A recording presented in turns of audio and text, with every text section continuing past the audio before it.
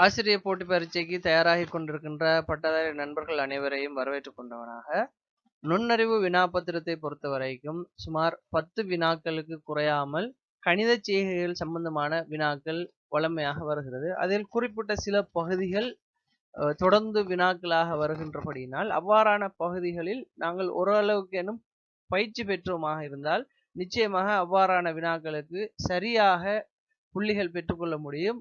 அதுவும் இந்த முறை 2026 கேள்வி பத்திரத்தை பொறுத்தவரைக்கும் அரசாங்கம் அறிவித்திருக்கிறது 50 பல்தேர்வு வினாக்களாக வரும் என்று. எனவே எங்களுக்கு விடை தரப்படும். அந்த விடையில சரியான விடையை போடுறது மட்டும்தான் எங்களுக்கு வேலையாயிருக்கும். எனவே இந்த வினாக்களுக்கு நாங்கள் பயிற்சி பெற்றோமாக இருந்தால் கண்டிப்பாக எங்களுக்கு அதிகமான புள்ளியை பெற்றுக் கூடியதாக இருக்கும். அப்படியான வினாக்களை நாங்கள் தொடர்ந்து பார்க்கலாம். அதில் முதலாவது பகுதி வீடியோ இது. இந்த வீடியோவை பார்க்குறார்கள் உங்களோட நண்பர்களோட ஷேர் பண்ணுங்க. கட்டாயம் எங்களுடைய Facebook பக்கத்தை ஃபாலோ பண்றதோட இந்த வீடியோவுடைய ஒரு பகுதி Facebookல இருக்கும். இதனுடைய முழுமையான பகுதி எங்களுடைய யூடியூப் சேனல்ல இருக்கும். யூடியூப் சேனலுடைய லிங்க் வந்து எங்களுடைய இந்த வீடியோவுக்கு கீழே வந்து கமெண்ட் பாக்ஸ்ல இதுக்கான யூடியூப் சேனலுக்கான லிங்க் போடுவோம். கட்டாயம் எங்களுடைய யூடியூப் சேனலையும் சப்ஸ்கிரைப் பண்ணி முழுமையான வீடியோவை பார்த்துக்கொள்ளுங்கள். வினாக்குள்ள செல்லலாம். வினாவை பொறுத்த வரைக்கும் இது கணித செய்கைகள் சம்பந்தமாக இலகுவாக செய்யக்கூடிய வினாக்களை நான் இப்போ உங்களுக்கு முதலாவது ஒரு வினாவாக தந்திருக்கிறேன். இப்ப கேள்வி என்னென்றால், ஒரு பாடசாலையில் மொத்த மாணவர்கள் 3200 மாணவர்கள் இருக்கிறார்கள். அந்த மொத்த மாணவர்களில் 50% மாணவர்கள் நடந்து வருபவர்கள். அதுல 37.5% மாணவர்கள் துவிச்சக்கர வண்டியில் வருகிறார்கள். மீதமுள்ள மாணவர்கள் முச்சக்கர வண்டியில வருகிறார்கள் எனில் முச்சக்கர வண்டியில் வருபவர்கள் எத்தனை பேர் என்ற ஒரு கேள்வி கேட்டி. இப்ப இதுல எத்தனை வீதம் என்று கேட்டா நம்ம ஈஸியா சொல்லலாம். எங்களுக்கு தெரியும் 3200ங்கிறத நாங்க 3200 என்கிறது 100 வீதம் என்றால், இப்ப இதுல எங்களுக்கு தரப்பட்டிருக்குது 50 வீதம் ஒரு தரவு தரப்பட்டிருக்குது. அதோட எங்களுக்கு இன்னொரு தரவு தரப்பட்டிருக்குது 37.5 வீதம் என்ற ஒரு தரவு தரப்பட்டிருக்குது. அப்ப இதை தவிர்த்து மீதம் இருக்கிறது தான் இந்த 100ல 3200ல 3200 100 வீதமானது என்றால் அதுல மீதம் இருக்கிறது எத்தனை வீதம்ங்கிறத நம்ம காணப்போறோம்.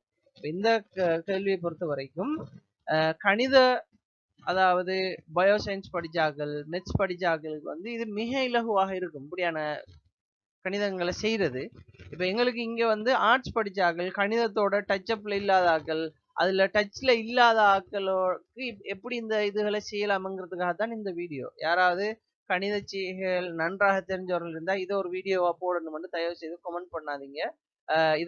இதை விட இலகுவா செய்யலாம்னு கமெண்ட் பண்ணாதீங்க. ஏன்னா இந்த வீடியோ யாருக்குன்னு சொன்னால் இப்படியான இலகுவான கணிதத்தை கூட வேகமாக செய்ய முடியாதவர்களுக்கு தான் இந்த வழிகாட்டல். அவங்களுக்கு கட்டாயம் இந்த வழிகாட்டுதல் உதவியாக இருக்கும் என்ற அடிப்படையில நாங்க இந்த வினாவை அணுகலாம். இப்ப எங்களுக்கு தெரியும் இதுல நாங்க ஒரு அடிப்படையை விளங்கிக் கொள்வோம். எந்த ஒரு இலக்கம் தந்தாலும் எந்த ஒரு எண்ணிக்கை தந்தாலும் அதை நாங்க வீதம் என்று வரும்போது உதாரணம் 10 என்றால் 10ல வந்து 100 வீதம் 10 100 வீதம் எத்தனை 10ங்கிறத 100 வீதம் நம்ம அடையாளம் படுத்தும் போது 1 என்று அடையாளப்படுத்துறோம்.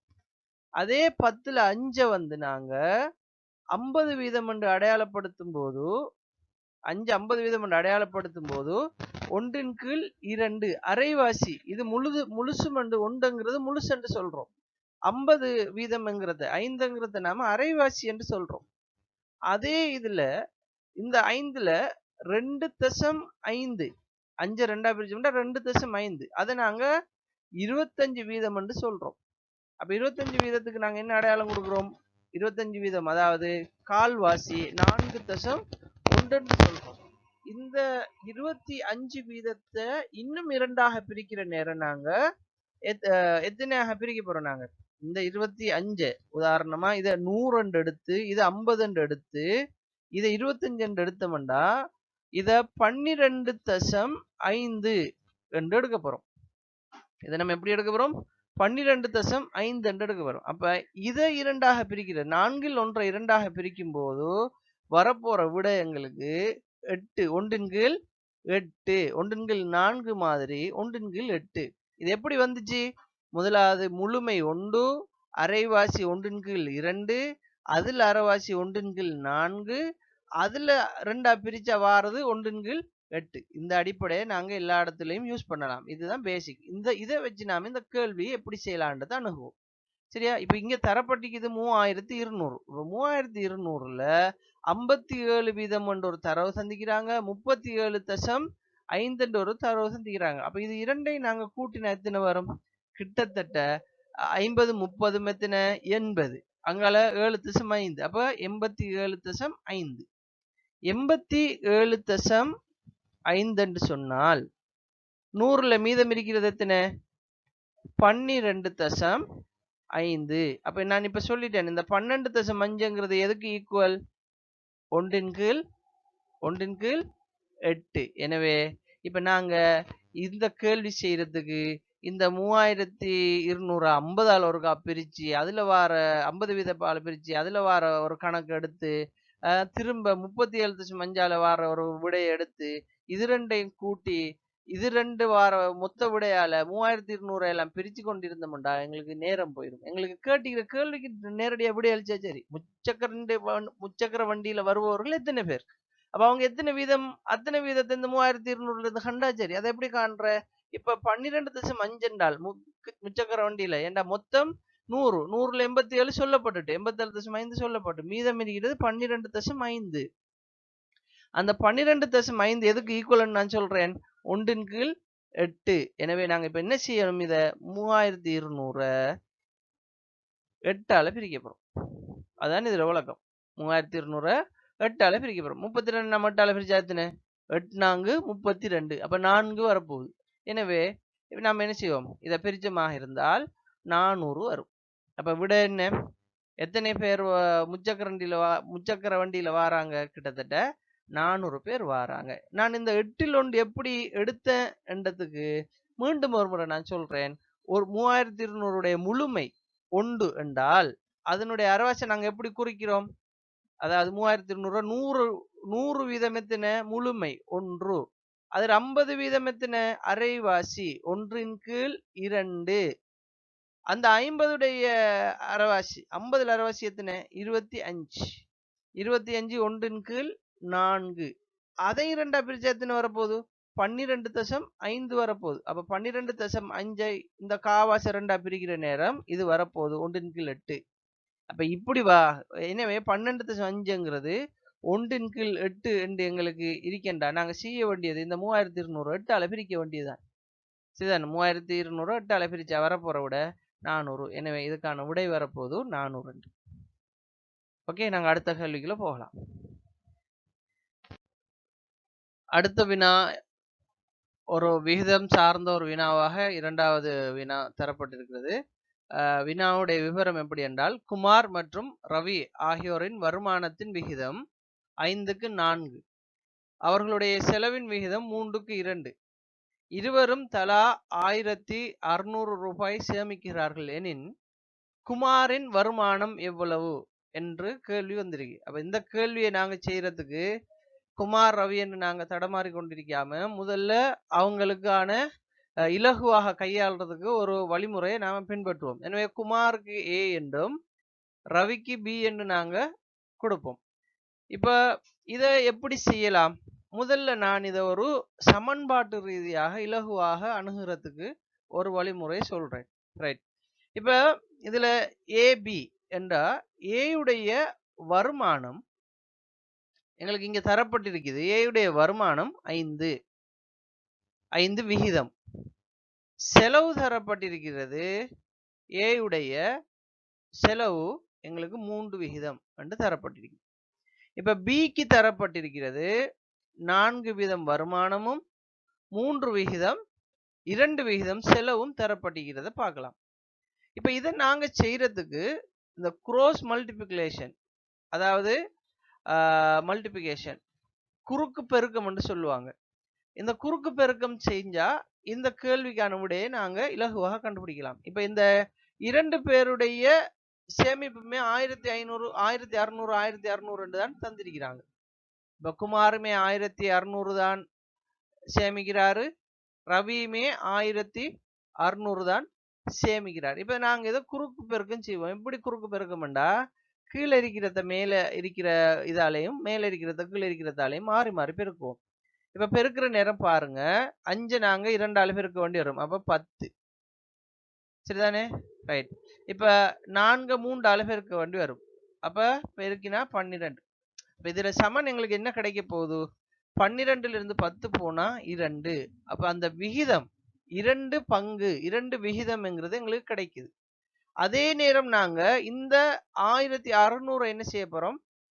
பெருக்கி பிரிக்க போறோம். பெருக்கி பிரிக்கக்குள்ள எப்படி பிரிக்க போறோம்? முதலாவது 2 விகிதத்தால பிரிக்க போறோம். 2க்கும் சேமா தான் இருக்கு. ஆனா பெருக்கி பிரிக்கிற நேரம் எப்படி வருதுண்டா 1600 நாங்க திரும்ப என்ன செய்ய போறோம்? 2ஆல பிரிச்சா 2ஆல பெருக்கினா 3200 என்று வரும்.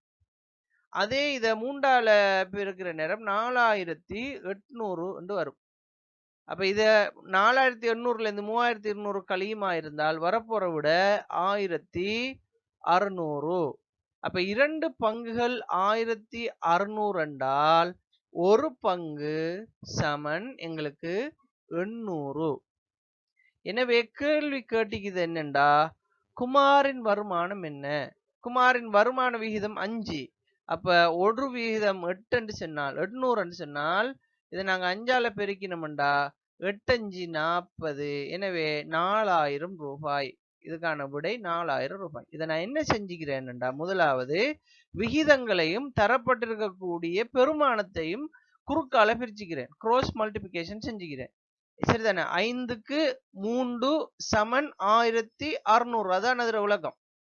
5க்கு 3 என்பது 1600 அவருடைய சேமிப்பு. அதே மாதிரி இவருடைய 4க்கு 3 4க்கு 2 1600 சேமிப்பு. இது எல்லாத்தையும் நாம குறுக்கால பெருக்கிறோம். இதால பெருக்கிறோம், இதால பெருக்கிறோம். இப்ப நாங்க பெருக்கும் போது 5ஆல பெருக்க போறது இல்ல, 3ஆலையும் 2ஆலையும் மாறி மாறி பெருக்க போறோம். பெருக்கிற நேரம் I2 10 வருது. அங்கால பெருமானம் வந்து 3200 வருது. இங்க வந்து 12 வருது. பெருமானம் 4800 வருது. எனவே 12ல இருந்து நாங்க 10 எப்பவுமே வந்து இலக்கம் சிறியது பெரியதாக இருந்தாலும் நாங்க பிரிக்கிற கழிக்கிற நேரம் பெரிய இலக்கத்தில இருந்து தான் சிறிய இலக்கத்தை கழிப்போம். எனவே 10ல இருந்து 12ல இருந்து 10 கழிக்கிற நேரம் வரப்போற விட வந்து 2. 4800ல இருந்து 3200 கழிக்கிற நேரம் வரப்போற விட வந்து எங்களுக்கு 1600. அப்ப 2 பங்கு 1600 என்றால் ஒரு பங்கு 800. 800 ஒரு பங்குண்டா கேட்டிக்குது எங்களுக்கு 5 விகிதம் எவ்வளவு உண்டு? அப்ப 800 நாங்க 5ஆல பெருக்கினமா இருந்தால் வரப்போற விட 4000. இதுதான் இந்த கேள்விக்கான விடை. ரைட். இது வந்து பெருக்கி குறுக்கு பெருக்கம் எல்லாம் பார்த்து குறுக்கு வழி இதெல்லாம் பார்த்து நாங்க கணித செய்கைகள் மூலம் செய்யறது. ரைட். இது இல்லாம ஷார்ட்கட்ல இந்த கேள்விக்கு எப்படி விட காணலாம்? ஷார்ட்கட்டை இதுல எப்படி விட காணலாம்டா நமக்கு இந்த எல்லா கேள்விக்கும் ஷார்ட்கட்ல விட காண முடியாது. ஆனா எங்களுக்கு சாதகமான சில கேள்விகளுக்கு ஷார்ட்கட்ல விட காணலாம். எங்ககிட்ட இப்படியான நுண்ணறிவு வினாக்கள் கேட்கறது வந்து எங்களுடைய கணித அறிவை பரீட்சிக்கிறதுக்காக இல்லை. நாங்க இந்த இடத்துல எப்படி இது யோசிக்கிறோம், இதை எப்படி அணுகிறோம்ங்கிறதுக்கு எங்களோட நுண்ணறிவை பயன்படுத்தி இதை எப்படி செய்யறோம்ங்கிறதுக்காக கேட்கிற கேள்விகள் தான் இது. எனவே இப்ப நாம ஒரு இதுக்கான ஒரு குறுக்கு வழி ஒன்று பார்ப்போம், ஷார்ட்கட் ஒன்று பார்ப்போம் எப்படி. இப்ப இதுல பாருங்க, முதலாவது வரவு தரும்போது தந்திக்கிறத பாத்தீங்கன்னா எப்படி தந்திக்கிறாங்க? வரவுல 5 தந்திக்கிறாங்க. ஒருத்தருக்கு ஏ என்பவருக்கு 5 தந்திக்கிறாங்க. அவர செலவு தந்திக்கிறாங்க 3. எனவே சேமிப்பு எத்தனை? 2 வீதம். 2 விகிதம். சரிதானே? பிக்கும் அதே மாதிரி தான் தந்திக்கிறாங்க 4க்கு 2. அப்ப அவர சேமிப்பு வீதம் என்ன? 4 வீதம் வந்து வருமானம், செலவு 2டா இது 2க்கு இடப்பட்டது சேமிப்புண்டா 4ல இருந்து 2 கழிச்சா 2. எனவே தந்திக்கிற 2 பேருடைய தலா இருவரும் சேமிப்பது எவ்வளவு? 1600. அப்ப இது ரெண்டும் சேமிப்பு சமனாக இருக்கிறதுனால சேமிப்புடைய தொகை 1600 2 விகிதத்துக்கு சமன் என்று சொன்னால் இது வந்து சமன் 2 விகிதத்துக்குண்டா ஒரு விகிதம் எங்களுக்கு வரப்போகுது 800. கேட்டிக்கிறது 5 வீதம் வருமானம் எடுப்பவருடைய வருமானம் எவ்வளவுண்டா? இதை நாங்க 5ஆல பெருக்கிற நேரம் 8 5 40 வரப்போற விட வந்து 4000 என்பதுதான் இந்த கேள்விக்கான விடை. இன்னொரு கேள்வியை நாங்க அடுத்த கேள்வியை பார்க்கலாம். அடுத்து ஒரு சதவீதம் சம்பந்தமான வினா. இந்த வினாவுக்கு நாங்கள் எப்படி விடை காணலாம் என்பதை பார்ப்போம். இப்ப கேள்வி என்னென்றால் 7500 பேர் வேலை செய்யக்கூடிய ஒரு தொழிற்சாலை, அதில் 45% மாணவர்கள் ஆண்கள், மீதமானவர்கள் பெண்கள் எனில் பெண்களின் எண்ணிக்கை எவ்வளவு என்ற ஒரு கேள்வி வந்திருக்கு. அப்ப இதை நாங்க எப்படி அணுகிற, இதை நாங்க இலகுவாக இப்படி ஒரு முறையில், முதலாவது ஒரு முறையில் அணுகுவோம். அதாவது 7500 பேர், இதுல நாங்க காண வேண்டியது 45% ஆட்கள். 100ல 45 போனா மிச்சம் மிக்கிறது 55. இப்ப நாங்க இதுல காணணும் 55% ஆட்கள். அப்ப சதவீதம் நாங்க பிரிக்கும் போது 100ஆல பிரிப்போம் என்றால்